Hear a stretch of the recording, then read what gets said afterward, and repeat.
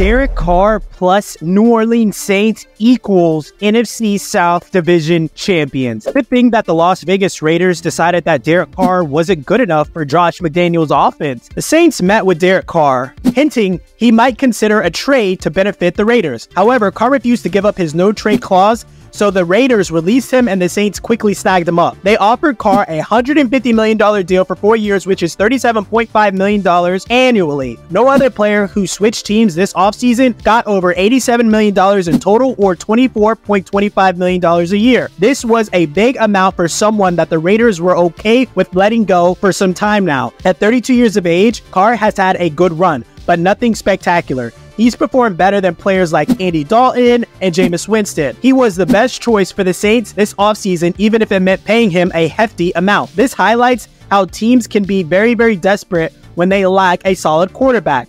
The Saints have acquired Carr in hopes of ushering a new winning chapter. After finishing last season with a 7-10 record, New Orleans possesses a threatening defense and some promising offensive players. Olave is emerging as a promising wide receiver, while veterans like Alvin and Michael Thomas remain as key assets. However, Karama has a 3-game suspension due to an incident in Las Vegas in 2022. Given the weak competition in the NFC South and their roster, the Saints feel that a strong quarterback is their ticket to the playoffs. Without a reliable quarterback or a first-round draft pick, teams often have to make very bold moves. This led the Saints to sign Derek Carr, that huge contract over 4 years with a $100 million guarantee. While it's a high price, they had very few alternatives to work with. They did experience significant losses on defense with players like David Onyemata and Caden Ellis, who both went to the Atlanta Falcons, Shai Tuttle to the Carolina Panthers, and Marcus Davenport to the Minnesota Vikings.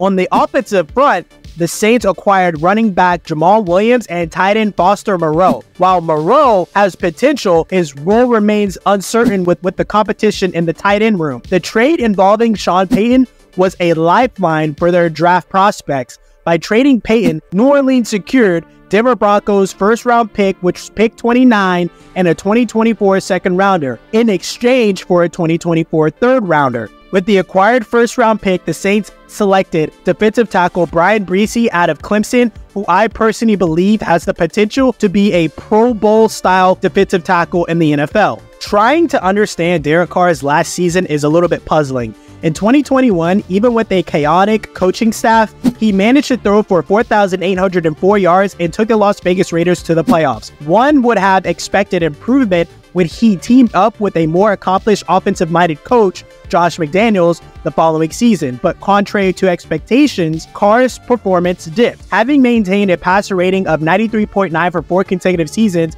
he saw a decline to 86.3. On the brighter side, if Carr had excelled last season, he more than likely would not have been available for the Saints to snag. Nonetheless, it's a gamble for the Saints to invest heavily in a quarterback whose most recent performance wasn't very successful. The Saints' projected win total right now on BetUS stands at 9 wins, with a higher leaning towards the over at -175 odds, and I'm inclined to bet the over 100%. The pivotal factor here is their NFC South schedule. According to Sharp Football Analysis, which uses win totals for gauging schedule toughness, the Saints are on the softest track in the NFL this year. Both the Saints and the Falcons lead with notably easy schedules. Achieving a 10-win record in the NFC South doesn't seem too crazy for me. And I have to remind Saints fans on how amazing Michael Thomas was before these injuries started to pile up. Michael Thomas's trajectory has been nothing short of spectacular. In 2019, he notched up 149 receptions, raking in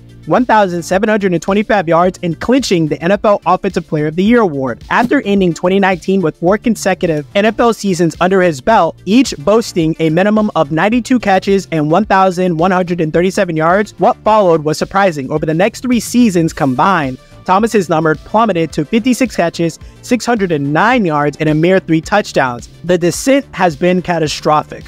Should Thomas not rally to produce another season with 1,000 yards, his meteoric rise in 2019, followed by this slump, will become a talking point for the NFL for years to come. Given that he's 30 years of age now, with injuries sidelining him in 10 games in the last 3 seasons, predicting a stellar performance this season for Thomas is speculative at best. Heading into the upcoming season, he remains an enigma, and his talent pool is worth the risk at all times. He's too amazing to not take that risk. The Saints showcased a scary defense last year, ranking among the top 10 in various metrics, 9th in points conceded, 5th in yards given up, and 8th in Football Outsiders DVOA. Although they have been a force to be reckoned with, they face significant losses in the free agency, especially in their front line. On the brighter side, their secondary looks robust, with pillars like Tyrann Mathieu and Marcus May at safety positions, and Marshawn Lattimore, Paulson Adebo as their quarterbacks. However, the efficiency of their pass rush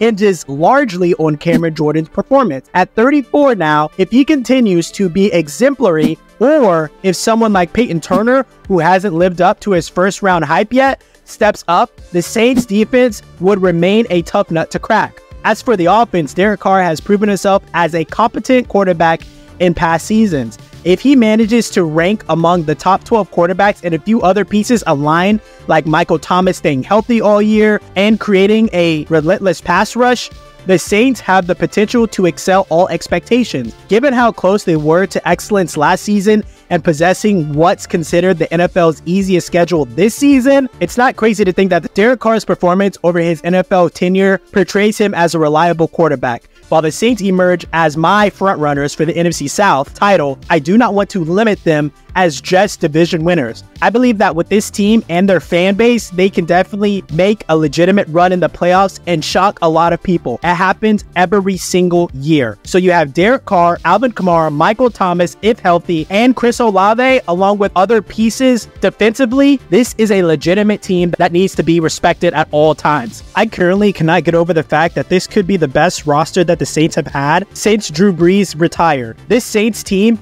has been filled with talent all over the place. Running back position, wide receiver position. Now they have a legitimate quarterback. Yes, we cannot ignore the fact that losing Sean Payton is definitely a devastating blow for the team, but Dennis Allen is more than capable to do the job for long-term sake. The Saints used to be a very feared opponent. The Saints used to get the respect of every single team that they played. Now there's too many times on a schedule where mediocre teams look at the Saints and they cross them out as a W. That's not going to happen this year. This team is gritty, this team is ready to perform at a high level, and is led by a potential star in Derek Carr. Yes, he had a slump season last year, but I believe this is his healthiest organization that he has ever been in. The team relies on him, the organization believes in him, and his teammates are going to be riding with him all the way into the playoffs.